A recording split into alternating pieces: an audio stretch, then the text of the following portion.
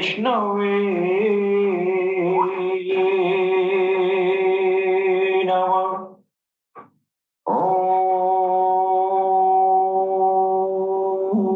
श्री कालके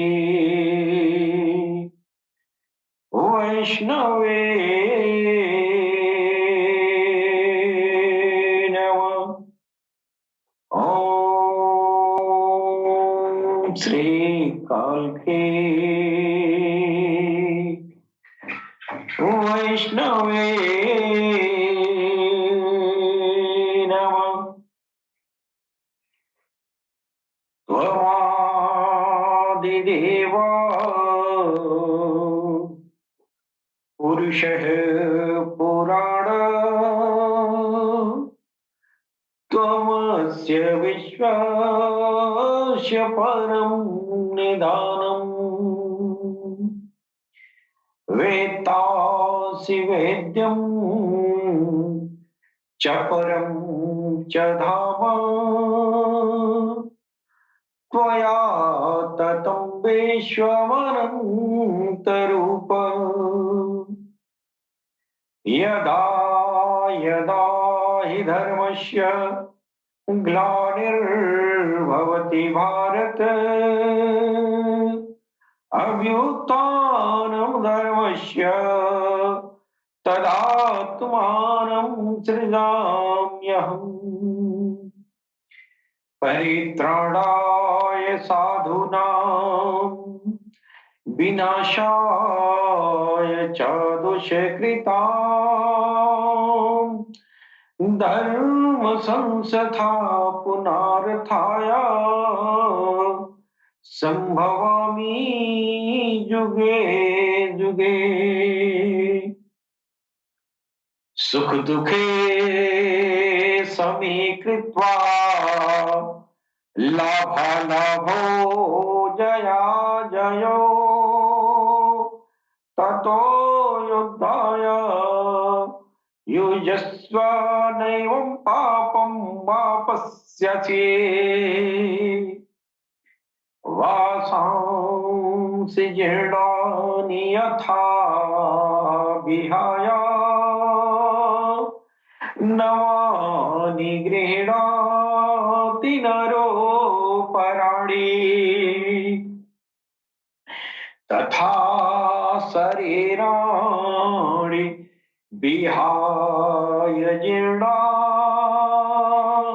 नन्यानि संयाति नवानि देहि।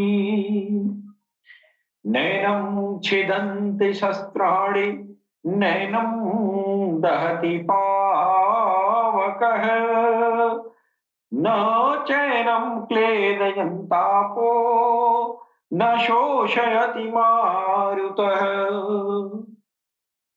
कर्मा कर्मणा कर्मणैवाधिकारस्ते मा फलेषु कदाचन मा कर्मफल हेतुर्भुः मा ते संगोऽस्त्व कर्मणि। ॐ पूर्णमदः पूर्णमिदं पूर्णात् पूर्णमुदच्यते पूर्णस्य पूर्णमादाय पूर्णमेवावशिष्यते। ॐ शान्ति शान्ति शान्तिः। तेजोऽसि तेजो महिधे वीर्यमसि वीर्यमहिधे बलमसि बलं महिधे ओजोऽसि ओजो महिधे अश्येमुषरिदशतम् जीवेमुषरिदशतम्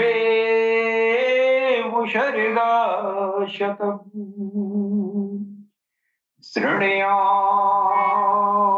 शरदशतम् प्रब्रवाम शरदशतम् अधिनाश्याम शरदशतम् भूयश्च शरदशता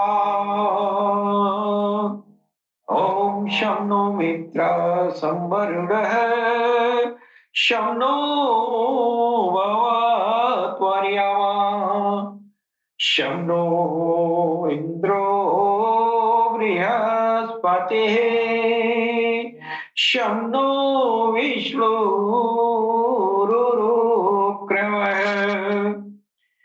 ॐ शान्तिः शान्तिः शान्तिः ॐ नमो सद्गुरु चरणकमलेभ्यो नमः ॐ नमो नारायण ॐ नमो नारायण ॐ नमो नारायण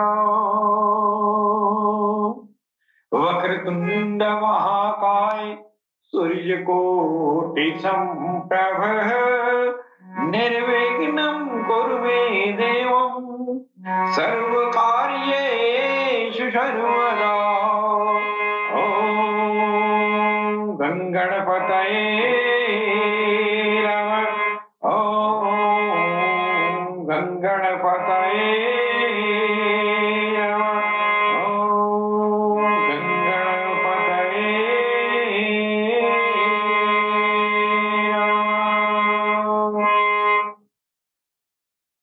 हम अपने भगवान सदगुरु सैयदी यूनुस अल गौहर ये महाराज की चरण कमलों में मैं भगवान श्री राम की धरती से मैं कोटि कोटि नमन करता हूं। तत्पश्चात हमारे जितने भी भाई बंधु जो पूरी दुनिया में प्यार और मोहब्बत का पैगाम सारी इंसानियत के दिलों तक पहुंचाते हैं, उन सभी दिव्य आत्माओं को मैं सर नवाकर प्रणाम करता हूं।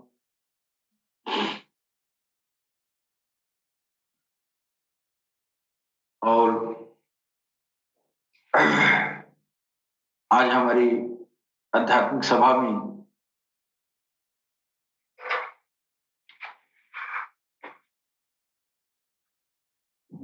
राजधानी लखनऊ से पधारे हुए हमारे विशिष्ट अतिथि महोदय स्वामी कुलावधूत स्वामी सच्चिदानंद नाथ जी महाराज को मैं हार्दिक स्वागत करता हूं। मित्रों, हमारा जो ऑल इंडिया हॉर का प्रोग्राम है, इस प्रोग्राम में हम विभिन्न धर्मों के विभिन्न समुदायों के बीच अनेकता में एकता का प्रदर्शन करते हैं और इस कृत्य पर हमको गर्व महसूस होता है कि इस कलयुग के भयानक आत्मघाती दौर में हम विभिन्न समुदायों के बीच एकता, प्यार, मोहब्बत, सामंजस्य की बात करते हैं। इस घोर कलयुग में विभिन्न समुदायों के बीच आपसी मेल जोल और सद्भावना की बात करना भी बड़ा निडरता का काम है। और इस साहसपूर्ण काम को करने हेतु हमें प्रेरणा हमारे भगवान काल की अवतार इमाम मेहदी अस्सलातु वस्सलाम, उदखील समावेल मैत्रेय बुद्धा, तीर्थंकर, इज्जत सरोस आदि आदि नामों से जाने वाले सरकार गोहर शाही जी महाराज की तरफ से प्रेरणा मिलती है कि हम निसंकोच और निडर होकर सभी समुदायों के बीच आपसी तालमेल, प्यार, मोहब्बत और आपसी सामंजस्य की बात करते हैं और सारे इंसानियत के बीच ईश्वर प्रेम के लिए प्रेरित करते हैं। जी सबके दिलों में भगवान काल की अवतार राघव शाही जी महाराज के आज्ञा से लोगों के दिलों में भगवान के नाम को उतारने का प्रयास करते हैं। जी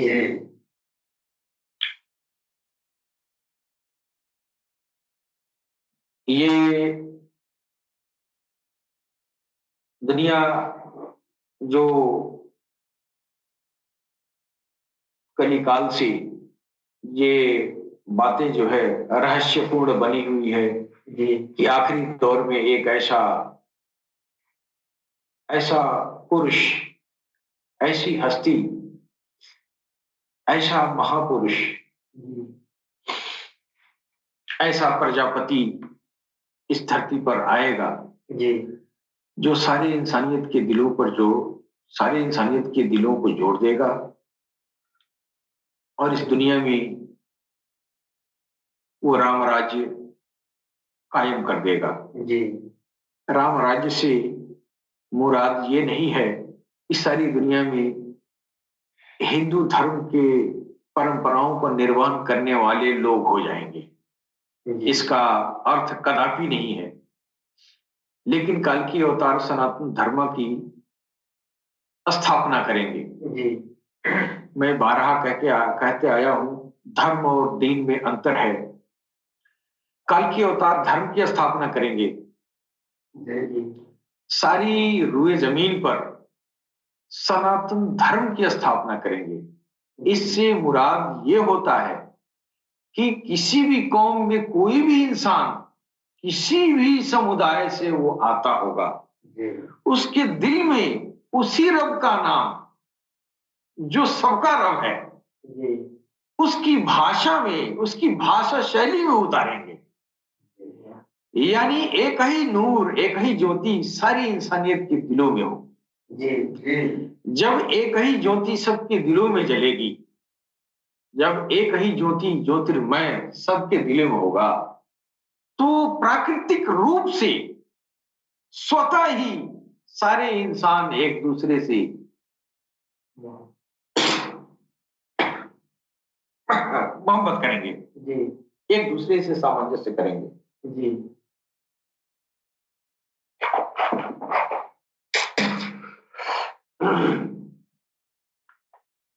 तो ये सनातन धर्म की स्थापना कैसे होगी? भगवत गीता में भगवान कृष्ण जो अध्यात्म ज्ञान ये जो है दुनिया को बता रहे हैं, जिस अलौकिक ज्ञान को उन्होंने प्रसारित किया इंसानियत के बीच, वो कॉमन ज्ञान है सारे धर्मों में। और दरअसल सनातन का स्वरूप वही है जो गीता में भगवान कृष्ण के मुखार बिंदु से निकला। स्वामी जी, ये सनातन का सार है। क्या भगवान कृष्ण के श्री मुख से निकला हुआ वो अमृत वाणी जो अध्यात्म ज्ञान है, और ये अध्यात्म ज्ञान की आपने वहां से जो है उसका रचना कर रहे हैं, और वही अध्यात्म ज्ञान व्यापक रूप से दीन इस्लाम में आ रहा है। लेकिन सितम जरीफी यह है कि इंसान जो है सिर्फ अपने दीन को ऊपरी सतह पर देखता है, लेकिन उसके जो तह में जो दीन और धर्म, दीन के तह में जो इल्म है वो धर्म है, और वो क्या है? रूहानियत। जी। और वो रूहानियत दरअसल वो जो है आदि काल में कृष्ण के द्वारा उसकी रचना की गई। जी। है कि नहीं? और कृष्ण के आने के पहले कृष्ण ने ही उसकी रचना किया। गीता माया है कि यज्ञ की रचना कौन करता है? प्रजापति करता है, उसको प्रजापति बोलते हैं। जी। है कि नहीं? वो प्रजापति कहलाता है, इसलिए यज्ञ की रचना करता है। जी। तो यज्ञ की रचना महापुरुष करते हैं, और महापुरुष जो होते हैं वो यज्ञ की रचना करते हैं। अब यज्ञ का मतलब आप तो दुनिया आज तक जानती रही, जौ तिल और ये जो है ये चावल का हवन करना और तरह तरह के लकड़ियों का हवन करना, आग में जलाना, ये यज्ञ क्रिया है। वास्तव में गीता के रोशनी में यज्ञ क्रिया ये नहीं है। यज्ञ क्रिया है ईश्वर के रास्ते में आराधना साधना का वो तरीका जिस पर चलकर भगवत की प्राप्ति होती है, वो क्रियाकलाप यज्ञ कहलाती है। और ये यज्ञ क्रिया सारे दीन में मौजूद है। हज़रत आदम सफीउल्लाह से लेके मोहम्मद रसूलुल्लाह पैगंबर इस्लाम मोहम्मद रसूलुल्लाह सल्लल्लाहु अलैहि वसल्लम जी तक जो है वो ही यज्ञ कर्म चलता रहा। यानी दीन का अर्क यह यज्ञ कर्म यानी रूहानियत को एडॉप्ट करना। धर्म का स्वरूप ये है कि नहीं? अब कालांतर में हर चीज का विकास होता है, तो भगवान कृष्ण ने इसकी रचना किया और मोहम्मद रसूलुल्लाह तक इसकी बाकायदा इसकी विवेचना हुई। और आखिरी में जब काल की अवतार आ गए तो आज तक धरती पर वो जो है जब से रूहानियत स्पिरिचुअलिटी अध्यात्म जब से शुरू हुआ और जहां पर इसी ज्ञान पर मुहर लगा दिया गया मोहम्मद रसूलुल्लाह पर, अब कोई नबी नहीं आएगा। नबी आने का मतलब उस ये ज्ञान को लाने वाला। अब ये आखिरी है, इनके बाद कोई नहीं आएगा। हाँ, इसके बाद वो कोई नहीं आएगा का मतलब क्या हुआ? अब इसके बाद इमाम मेहदी का जिक्र भी है जी कि इमाम मेहदी आएंगे, और इधर राम और कृष्ण भी आके चले गए, तो इधर इसके बाद कहा गया कि आखिरी में एक कल की अवतार आएंगे जी। तो भाई तो बात तो एक ही तरफ इशारा दोनों कर रहे हैं, नया कोई नहीं होगा, यही वो हस्ती है जो अलग अलग वेशभूषा बदल के आती है जी। हो सकता है जो श्री राम है वही कृष्ण है, और ये भी हो सकता है जो कृष्ण है वो मोहम्मद रसूलुल्लाह है जी। और जब मोहम्मद रसूलुल्लाह आ गए तो कुरान में अल्लाह ने कह भी दिया वलिल आखिरती खैरुल लकुम मिनल ऊला, यानी आप ही फिर आएंगे जी, फिर दूसरी हस्ती होगी ही नहीं। एक ही प्रजापति का भिन्न भिन्न मुखड़ा में प्रवेश हुआ है दुनिया में जी, है कि नहीं जी। और कहाँ प्रवेश किया है? ये हाड़ मास के शरीर में प्रवेश किया है। एक ही जात, वो परम पिता परमेश्वर सच्चिदानंद घन परमेश्वर।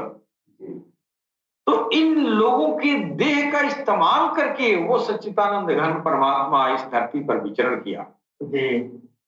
लेकिन वो पैदा नहीं हुआ जी, है कि नहीं? और हम उस सच्चिदानंद घन परमात्मा में से निकले हैं जी। फिर मेरा लक्ष्य है उनमें समा जाना जी। और इस क्रिया में ये लोग मेरी मदद करते हैं। कौन? श्री राम जी, श्री कृष्ण जी, ईसा मसीह, हजरत इब्राहिम खलीलुल्लाह, हजरत मूसा कलीमुल्लाह, हजरत मोहम्मद रसूलुल्लाह जी। तो यज्ञ की रचना भगवान कृष्ण कर रहे हैं, और वही यज्ञ की रचना आखिरी में सरकार को हर्षाई कर रहे हैं जी। अब वो यज्ञ की रचना क्या है? भगवान कृष्ण ने कहा कि श्वासों में भगवत नाम को विवस्वान से कह रहे हैं, यानी भगवत नाम का सिमरन श्वासों में उतारो। श्वासों में भगवत नाम के सिमरन संकीर्तन का संस्कार उतर गया श्वासों में, है कि नहीं? ये रचना है इसका, यज्ञ कर्म का। आपका वो कर्म जो जिस कर्म से परमात्मा मिलने वाला है, आपकी आपकी पारलौकिक जिंदगी संवरने वाली है, आप अपने लक्ष्य तक जा रहे हैं, और उस काम को यज्ञ कर्म कहा गया। उस यज्ञ कर्म का यथार्थ मतलब श्वासों में प्रभु का नाम का उतर जाना, यानी ये तरीका बता रहे हैं, है नहीं? ये टेक्नोलॉजी हो गया ना, स्पिरिचुअल टेक्नोलॉजी। तो ये बनाया किसने? कृष्ण कह रहे हैं मैंने कहा था, है ना, कल्प के आदि में मैंने कहा था। इसका मतलब कि ये जो है यज्ञ की रचना कर रहे हैं, है ना, यानी भजन का ये तौर तरीका जो है वो बता रहे हैं, है कि नहीं?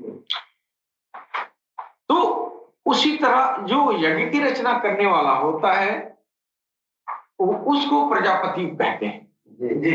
आखिरी में अब कलयुग का दौर आ गया। अब इस दौर में यज्ञ की रचना करना जरूरी है। क्यों? तो अब वो जो यज्ञ की रचना पुरातन जमाने में हुई है, इस कलयुग के दौर में वो टेक्नोलॉजी उसके बनिवस्त ये कलयुग का उस टेक्नोलॉजी में मजीद सुधार करने की जरूरत है। लिहाजा जो संस्कार श्वासों से हृदय तक आता था, वो संस्कार जो है डायरेक्ट भगवान कल की अवतार सरकार को हर्षही जी महाराज उस संस्कार को डायरेक्ट दिल में उतार रहे हैं, है कि नहीं? तो यज्ञ की रचना हुई। पहले श्वासों से हृदय तक जाने में एक युग लग जाते थे। हो सकता था कि साधक उस स्तर पर संस्कार को पहुंचाने में उसकी उम्र गुजर जाए, है कि नहीं? तो अधिकांश जो साधक थे उस पूर्णावस्था तक पहुंचने में, है ना, वो परिपक्व, पूर्ण नहीं परिपक्व अवस्था है, यानी भजन का संस्कार श्वासों से दिल में चला गया। यानी श्वासों को पहले करता था और उस पर तवज्जो, अपना ख्याल, अपना ध्यान रखता था। सांसों में कहता था सो, छोड़ता था तो कहता था हम, अहम, है कि नहीं? और भगवान का कोई भी नाम जो है उस पर ये रगड़ा लगाता था। लेकिन जब होश हवास आती थी फिर वो करता था ना, तो उसको चाहिए नॉन स्टॉप, हाँ, कि हमेशा होती रहे। अब श्वासों में था तो लोग वो जो है योगी सो जाता था, सो जाने के बाद से अनैच्छिक रूप से नहीं हो पाता था श्वासों को। लिहाजा श्वासों को इसलिए दिया गया कि इसको करो, इसकी अभ्यास करो, ये धीरे धीरे ये संस्कार दिल में चला जाएगा। तो ये जो है सरकार हर्षाई ने जब यज्ञ की रचना किया तब इन्होंने जो है इस संस्कार को डायरेक्ट इंसानियत के हृदय में प्रत्यारोपित कर दिया कि जो 50 साल की मेहनत है वो साधक उससे उसको गनीमत हो जाए कि अब उसको श्वासों से दिल तक नहीं लाना, अब अभ्यास क्रिया नहीं करनी है, अब वो काम उसके बस की बात नहीं है कि नहीं? अब खुद जो है प्रजापति उसके दिलों में उसके प्रभु का नाम प्रत्यारोपित करेंगे और डायरेक्ट उसको श्वासों से और हृदय तक का जो सफर था वो खत्म कर दिए, है कि नहीं? जैसे हमको मान लीजिए कि हमको मुंबई जाना है कि नहीं? और अगर आपको जो है आप अगर पटना से चल रहे हैं तो कई स्टॉपेज होंगे ना, चलते चलते चलते चलते 4 दिन 5 दिन लग जाएंगे, है कि नहीं? लेकिन कोई ऐसा रहबर, कोई ऐसा साथी मिल गया क्या कि आओ मैं तुमको फ्लाइट पर तुमको मुंबई लेके जा रहा, तो पटना से मुंबई 2 घंटे का सफर, है कि नहीं। ये 4-5 दिन जो है रगड़ा खाते हुए गया और इधर जो है एक वो फ्लाइट में बैठा हुआ चला गया और उसका मात्र 2 घंटे में चला गया। तो इतनी गनीमत हुआ कि नहीं, है कि नहीं। तो एक रचना करने वाला कि यहां से ट्रेन और बस की सुविधाएं करके उपलब्ध करा के उसको पहुंचाया 6 दिन में, है कि नहीं। और एक ऐसा साधन का रचना किया जो एडवांस इधर फ्लाइट में बैठा इधर पहुंचा दिया। तो वो उसी तरह ये जो है यज्ञ संस्कारों की रचना, किसी जमाने में वो सवारियां उपलब्ध थी, फ्लाइट नहीं थी, लिहाजा उसकी मजबूरी थी कि हृदय सिमरन जो है तक पहुंचने के लिए श्वासा का अभ्यास करना होगा और एक मुद्दा तक, है कि नहीं। हाँ, लेकिन सरकार गौरशाही जब आए, इन्होंने कहा कि मैं इस यज्ञ की रचना कर रहा हूं और इस यज्ञ ये एडवांस यज्ञ कर्म है, मोस्ट एडवांस, इसलिए अब तुम्हारे पास समय नहीं है कि ये अपने प्रभु तक पहुंचने के लिए 50 साल अभ्यास क्रिया में निकाल दो, है कि नहीं। और यहाँ तो ये भी ठिकाना नहीं है कि कौन बोल रहा है, कब दम आ जाएगा, कब उसकी रूह परवाज करेगी, कोई ठिकाना नहीं है। इतने लंबे चौड़े अभ्यास कर्म में फंसने से बेहतर अब कलयुग के दौर में सरकार ने देखा कि ये तो हमारी जो जो प्राणी है, ये नेक आत्माएं हैं, ये इस मार्ग पर एक लंबे समय के अंतराल में वो फंस जाएंगे, फंस रही हैं, लिहाजा यज्ञ कर्म को उन्होंने मॉडिफाई किया।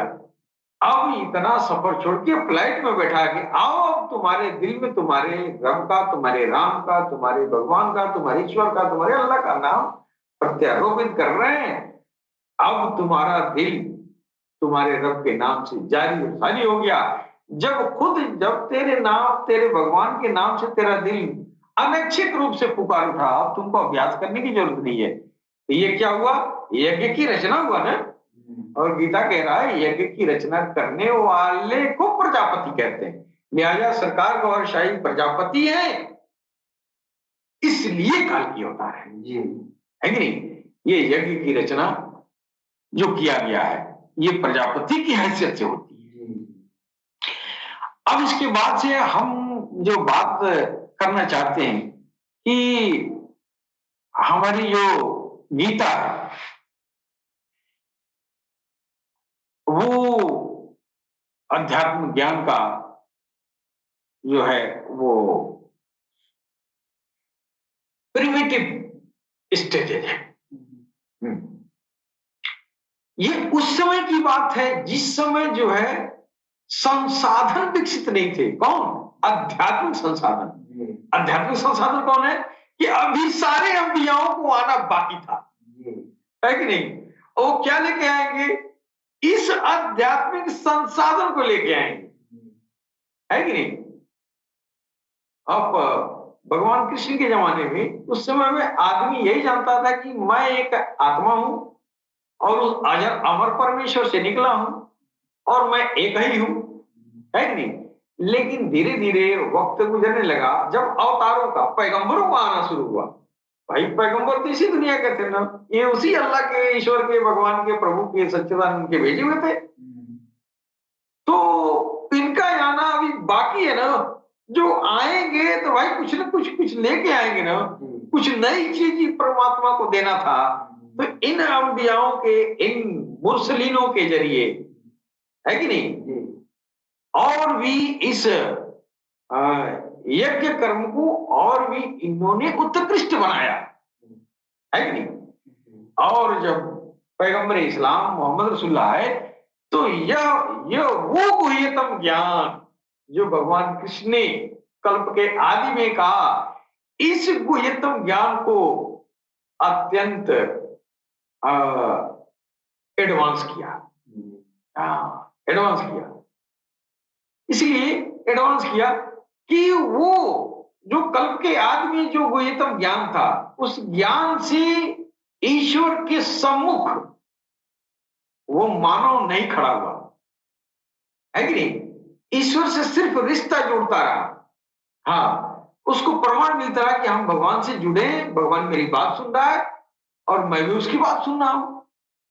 ये थी, समझ कि नहीं? लेकिन जब इसमें जब संसाधन अवतारों का आना शुरू हुआ, महाअवतारों का, मुरसलीनों का, नबियों का, तो इन संसाधन में उन्होंने बढ़ोतरी किया। किसके लिए? हमारे लिए, है कि नहीं? वो हमको संसाधन संसाधन उपलब्ध कराए।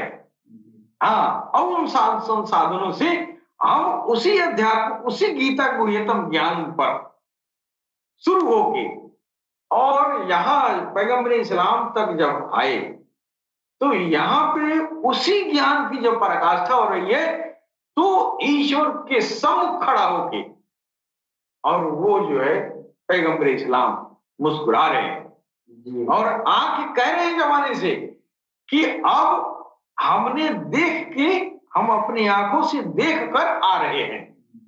तो अब उसको जो तुम पानी हवा में ढूंढते थे, है कि नहीं, इसलिए ढूंढते थे कि तुमने देखा नहीं, है कि नहीं, अर्श पे कोई गया नहीं, तो तुमको बहालते मजबूरी उसकी जो गुण धर्म है, ईश्वर के गुण धर्मों को पूजते रहे, है कि नहीं?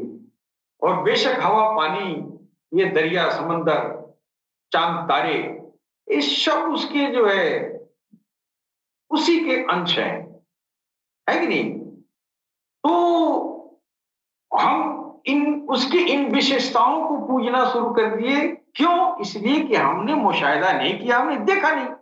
लेकिन जब पैगंबर साहब आ गए तो उनको मेराज में बुलाया गया। जब बुलाया गया तो उनका दर्शन हुआ और यहां तक हुआ कि आप जिस्म सहित इस शरीर के साथ, इस खून पानी के शरीर के साथ आप ईश्वर के लोक जाकर और ईश्वर से के सामने मुस्कुरा रहे हैं, गले लगा रहे हैं।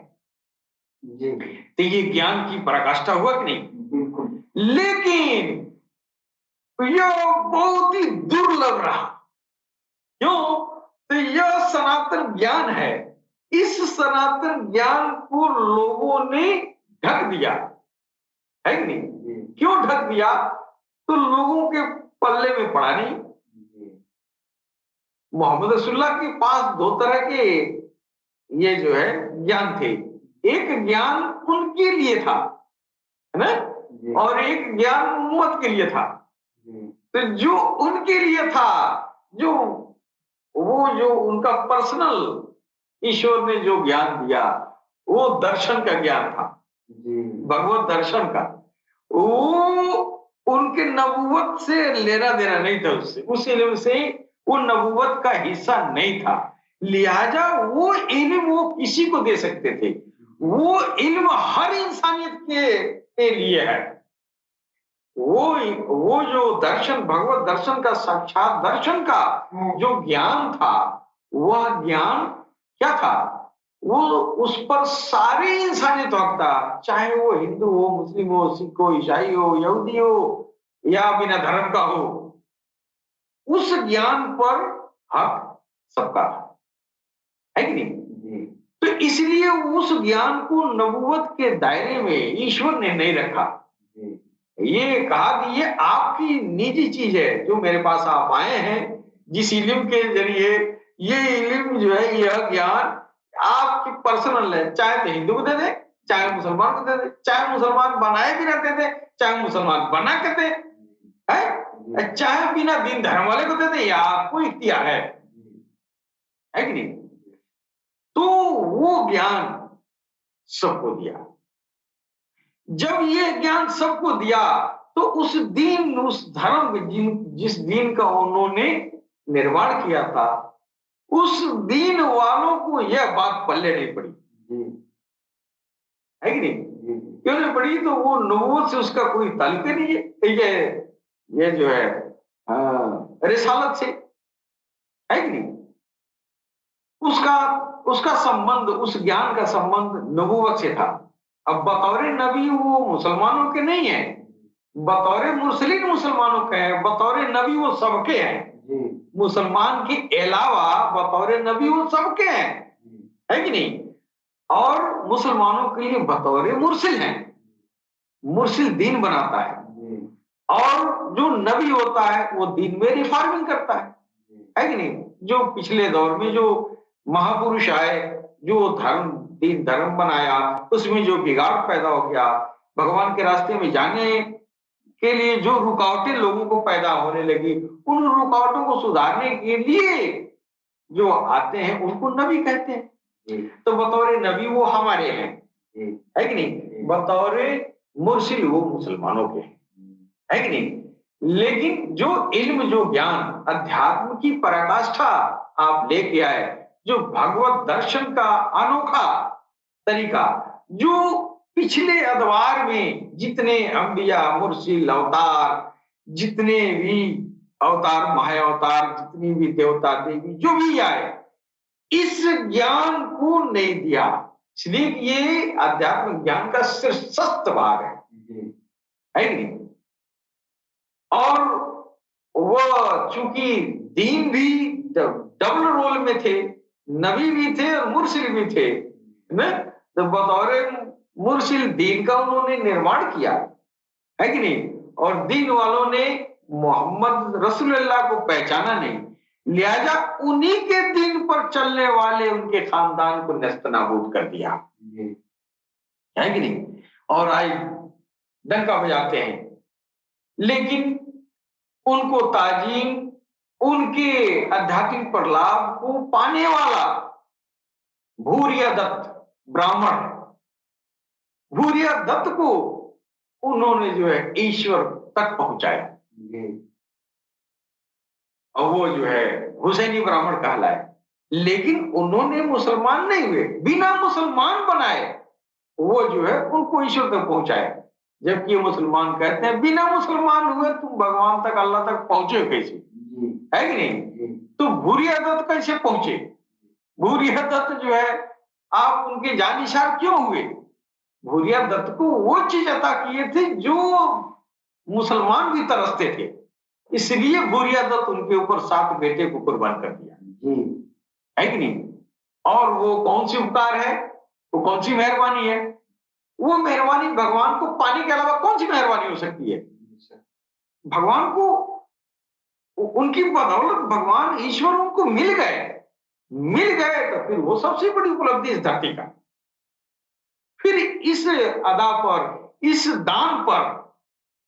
दान पर जो है वो भक्त जो है अपने को सर्वस्व निछावर करता है। भूरिया दत्त ने भी किया। तो वो ज्ञान, जो ज्ञान जो है यह हमारे भगवान कृष्ण ने कल्प के आदि में शुरू किया, उसकी शीर्षस्थ चोटी पर इंसानियत को मोहम्मद रसूलुल्लाह पहुंचा रहे हैं। किस हैसियत से? बतौर नबी।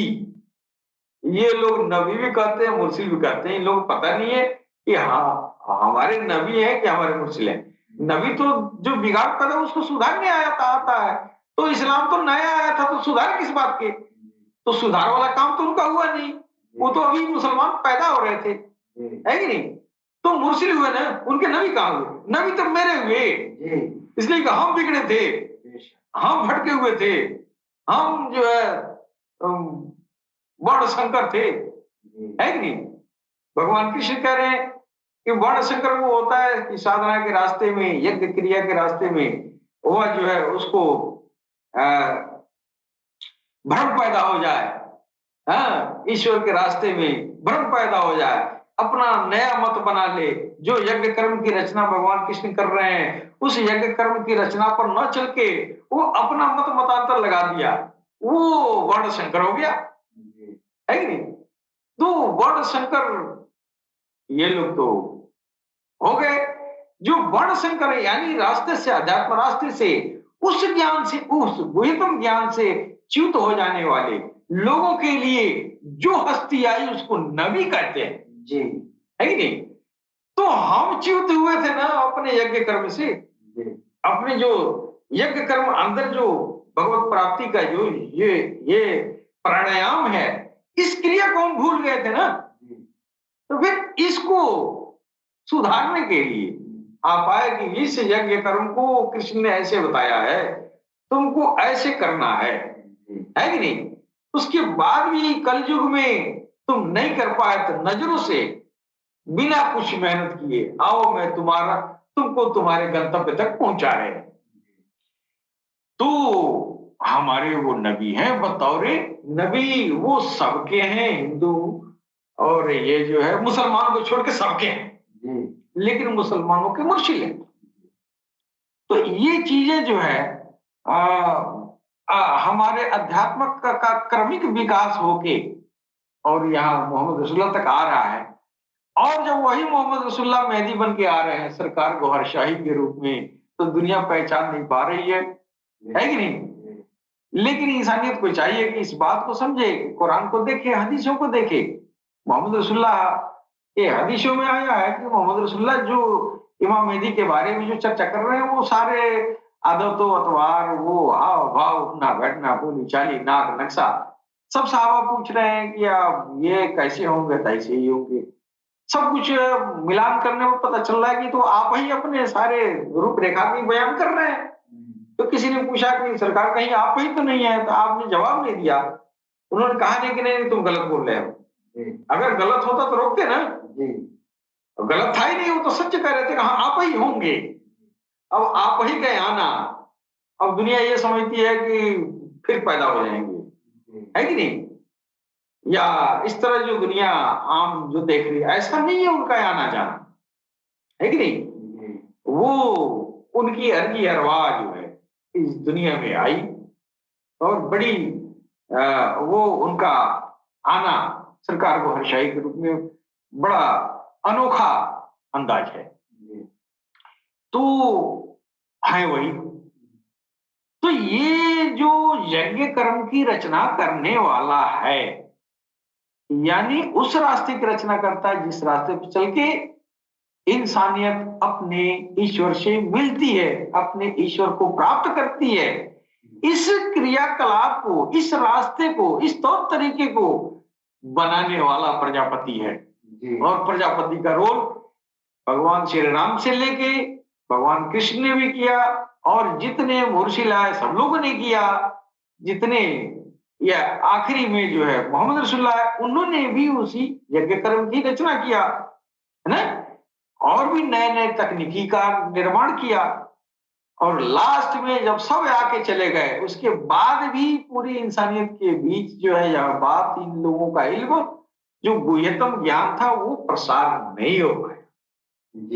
लेकिन ईश्वर चाहता है ना कि ये जो बंदे हैं हमारे, जो ये प्राणी हैं, ये हमारे पास आए, हमारी तरफ आए। इसके लिए पैगंबरों को भेजा, अवतारों को भेजा, बड़े बड़े हस्तियों को भेजा। उसके बाद भी नहीं आ पाए, कलयुग आ गया। ये घोर कलयुग पापाचार का हद है। और इस दौर में जो है एक ऐसी हस्ती का पदार्पण करवाया कि जो सार्वभौमिक है। धर्म वालों ने तो धर्म को बर्बाद कर दिया, धर्म का सत्यानाश कर दिया है। हर धर्म के लोग अपने धर्म का सत्यानाश कर दिए हैं, है कि नहीं? अब कोई धर्म बचा नहीं है। धर्म के ढोल बाजे भी रहेंगे, धर्म के मंदिर मस्जिद भी रहेंगे, लेकिन इंसानियत के दिल में रब नहीं रहेगा। ये वो दौर है। लिहाजा जब इंसानियत के दिल में, अगर हिंदू के दिल में राम नहीं है और मुसलमान के दिल में अल्लाह नहीं है, तो फिर वो दीन और धर्म रहने से क्या फायदा? नहीं के बराबर है। मंदिर मस्जिद बहुत ऊंचे ऊंचे बन जाएंगे, दिल खाली होगा, दिल शैतान से आबाद, ये जो है आबाद होगा। ऐसे दौर को कलयुग कहते हैं। इस कलयुग के दौर में जो सबके दिलों में कालिख लगी है, सबका दिल जुल्मत से भरा है, सब के सब जो है शैतान के प्रभुत्व में गिरफ्तार हैं, ऐसे दौर में जो हस्ती इंसानियत के दिलों को उसके रब से जोड़ दे, इंसानियत के दिलों में ईश्वर के नाम की वो ज्योति जला दे, ईश्वर के नाम का वो ज्योति जगमगा जाए, चाहे वो इंसान किसी भी धर्म, किसी भी कौम, किसी भी मजहब से आता हो, है तो भगवान का, है तो उसी ईश्वर का प्राणी, भले वो किसी धर्म में हो।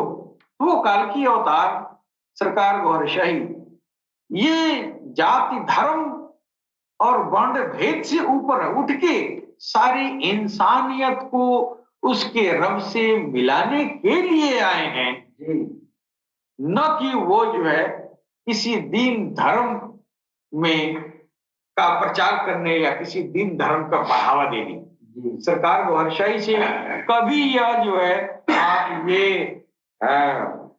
वो अंदाजा न लगाएं इस सरकार गौरशाही हिंदुओं को मुसलमान बना रहे होंगे या मुसलमानों को हिंदू बना रहे होंगे। ये कभी हो ही नहीं सकता, यह उनका काम ही नहीं है। सरकार गौरशाही हिंदू को हिंदू बना रहे हैं, यानी बिगड़े हुए हिंदू को असल हिंदू बना रहे हैं, बिगड़े हुए मुसलमान को असल मुसलमान बना रहे हैं। क्यों? हिंदू को राम दे रहे हैं, मुसलमान को अल्लाह दे रहे हैं। यह उसके पैदा होने का लक्ष्य है। धर्म, अर्थ, काम, मोक्ष, यही तो सनातन परंपरा है। और ये इस रास्ते पर चलाने वाला वो जो है किसी भी धर्म का, किसी भी दीन से आता हो, अगर इस दीन पर, इस रास्ते पर चला रहा है धर्म, अर्थ, काम, मोक्ष, तो वो जो है किसी भी दीन धर्म से आता हो, अगर हमारा ये पुरुषार्थ को करा रहा है, कर रहा है, वही मेरा काल की अवतार है कि नहीं? कि हम भटके हुए प्राणी हैं, हम जो है शैतान के कली के हाथों गिरफ्तार हैं। हमको कली के हाथों से रिहा करा के हम उस परम पिता परमेश्वर से निकले हुए एक सूक्ष्म आत्मा पुनः उस कली से रिहा करवा के पुनः उस परम पिता परमेश्वर में विलीन करा दे। यह जो काम करेगा वो काल की अवतार होगा।